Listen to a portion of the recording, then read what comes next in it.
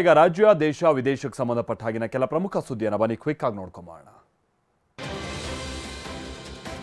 ಈ ಬಾರಿಯ ಮುಂಗಾರಿನಲ್ಲಿ ವಾಡಿಕೆಗಿಂತಲೂ ಹೆಚ್ಚು ಮಳೆ ಬೀಳಬಹುದು ಅಂತ ಹವಾಮಾನ ಇಲಾಖೆ ಮಾಹಿತಿಯನ್ನು ಕೊಟ್ಟಿದೆ. ಸರಾಸರಿ ಶೇಕಡಾ 106ರಷ್ಟು ಮಳೆ ಆಗಬಹುದು ಅಂತ ಅಂದಾಜಿಸಲಾಗಿದೆ.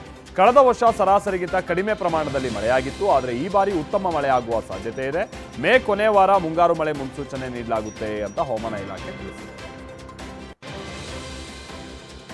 ಲೋಕಸಭಾ ಚುನಾವಣೆಯಲ್ಲಿ ಕಾಂಚಾಣದ ಸದ್ದು ಜೋರಾಗಿ ಕೇಳಿಬರ್ತಾ ಇದೆ. ಮಾರ್ಚ್ 1ನೇ ತಾರೀಕಿನಿಂದ ಈವರೆಗೂ 4,650 ಕೋಟಿ ರೂಪಾಯಿಯನ್ನ ಜಪ್ತಿ ಮಾಡಲಾಗಿದೆ. ಅದರಲ್ಲಿ ನಗದು ಮತ್ತು ಇತರ ವ್ಯಾಲ್ಯೂಯಬಲ್ ಥಿಂಗ್ಸ್ಗಳು ಸೇರಿದೆ.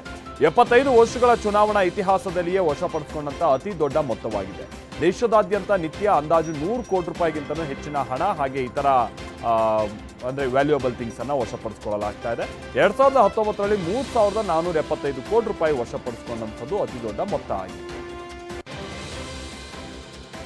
ಬೆಂಗಳೂರಿನ ಹೆಬ್ಬಗೋಡಿಯಲ್ಲಿ ದಾಖಲೆ ಇಲ್ಲದೆ ಸಾಗಿಸಲಾಗ್ತಾ ಇದ್ದ 2,93 ಲಕ್ಷ ರೂಪಾಯಿ ಸೀಸ್ ಮಾಡಲಾಗಿದೆ. ಸೆಕ್ಯೂರಿಟಿ ಗಾರ್ಡ್ ಇಲ್ಲದೆ ಸಿಎಂಎಸ್ ಏಜೆನ್ಸಿ ವಾಹನದಲ್ಲಿ ಹಣವನ್ನು ಸಾಗಿಸಲಾಗ್ತಾ ಇತ್ತು.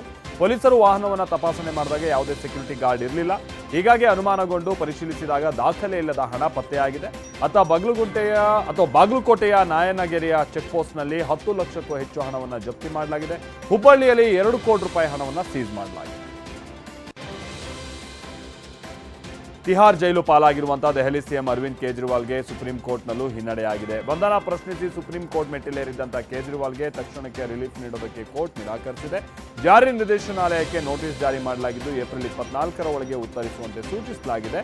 ಅಲ್ಲದೆ ಮುಂದಿನ ವಿಚಾರಣೆಯನ್ನು ಏಪ್ರಿಲ್ 29ಕ್ಕೆ ಮುಂದೂಡಲಾಗಿದೆ.